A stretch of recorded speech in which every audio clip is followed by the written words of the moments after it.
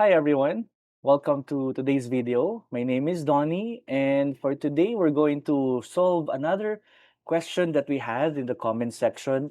So in a previous video, we discussed how you can use index and match to solve like whose numbers is or what's the number of Shane back in Q3, for example. And just a very quick recap. So what we did was we used the index and match to do this. So we said index of these values, and then we're going to match the value of Shane over here, and then comma 0 because we want to get the exact match. And then another match for those at the top. So match of Q3, and then comma, and then we're going to match it over here. And just like the first one, we're also going to do an exact match, which means we're going to put the 0 value. And we get 160. So Shane's quarter 3 value is 160. And you can also do this with XLOOKUP and even VLOOKUP, okay? And look, that video sparked a comment like, what if, okay? What if I have 160 and is there a way that I can pick up Shane and Q3 instead? So it's like the reverse of index and match. Instead of giving us the value where Shane and quarter 3 meets, what we get is the value, and what we want to know is whose value is that? And the question was, what if it's just one formula? And the problem is that there's no way that that can happen because Shane is a different aspect. It's in the row side, and Q3 is in the column aspect, which is in the column side. So there's no one formula to do it, but there is a formula to do it one by one. And that's what we're going to do in this video. We're going to pull up Shane and Q3 in the given that we have 160 for our starting cell. So let's do just that. Let me zoom this screen a little bit. And what we're going to do now is we're going to start asking Excel whether the value in that data is equal to this number over here. And we're going to do that by doing this. So we say equal, and then we're going to highlight the data, the numbers that we have here, and we ask if it is equal to this cell. So we're going to ask Excel if the range of numbers here has this number 160. And with that, we get this kind of answer. So we're getting falses if it's not the same, and the single true here for 160. And I hope you realize that what we just did here is technically a reflection of the original data table. So this table here is reflected the same here, just like what we do in the formula. So as you can see here as well, this solution may not work if you have two instances of 160 like this one, because that means you have two true cells in your range of cells.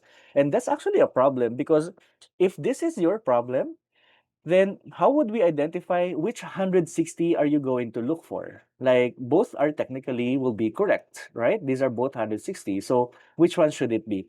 So unfortunately, in that case, there's really no exact solution. I mean, you have to be clear about your problem. So the scope of our solution here is limited to there's only one instance of 160 in that cell. So that's what we're going to do. Now, the problem with this is that uh, it's in false and true. So meaning it's not really going to work, okay, if you do it like just true and false. So we have to identify where that true is. And to do that, we're going to use the if statement. So we're going to say something like if, and then open parentheses, and then if this value here, the one that we have here, let me put them inside close parentheses because we're going to put another equal sign. If the value is true, all right, then we have to convert that true into something else. And that something else is going to be the row number of that range of cell. So what we're asking Excel is, if the value that we had there is true, then give me the row number of that cell. And then we don't really do anything for the false statement rather than change it to 0. So if it is true, then we'll get the row number of the cell in B2 to E5. If it is not, then we're going to get the number 0. And what we get here is the falses becoming zeros and the value here, the row number, being row 5. Okay, so 160 is in the 5th row of the worksheet. So that's what we got here.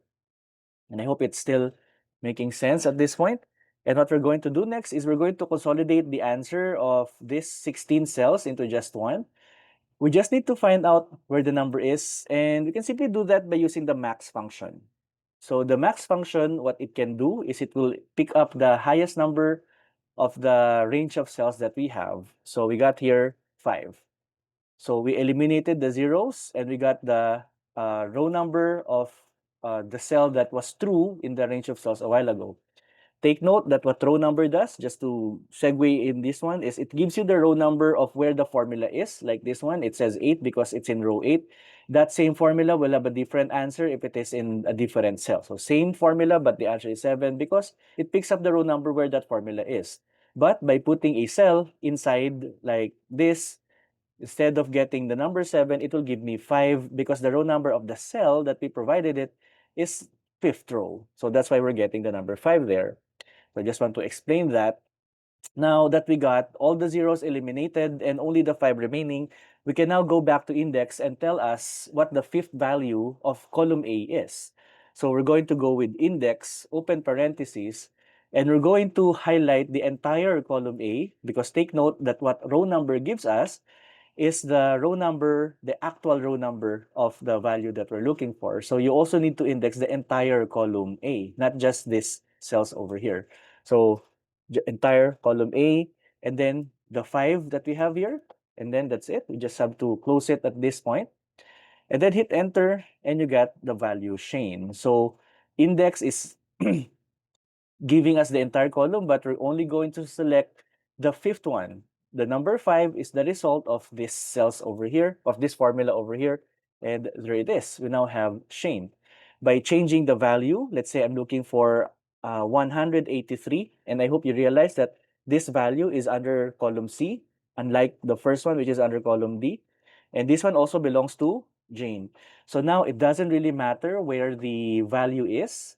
It's just going to look for the entire value, look for the true, convert that true into a row number, and give us 183.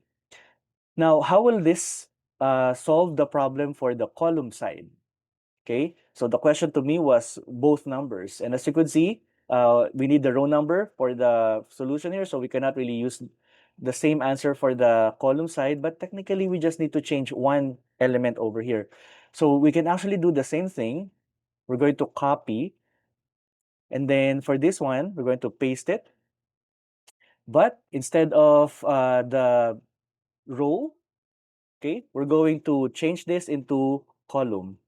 So instead of getting the row number, we're getting the column number of that cell. And then with that, we're also not going to use AA for our index because we're not really indexing the values of column A.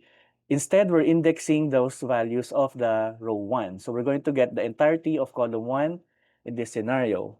So what we get here now is the column part, okay, almost the same idea, enter, and you get to see that it belongs to Jane, okay, Q2. So if I want to test, let's say I'm looking for 122. So this one is, as you can see here in cell E2, this is John's and Q4.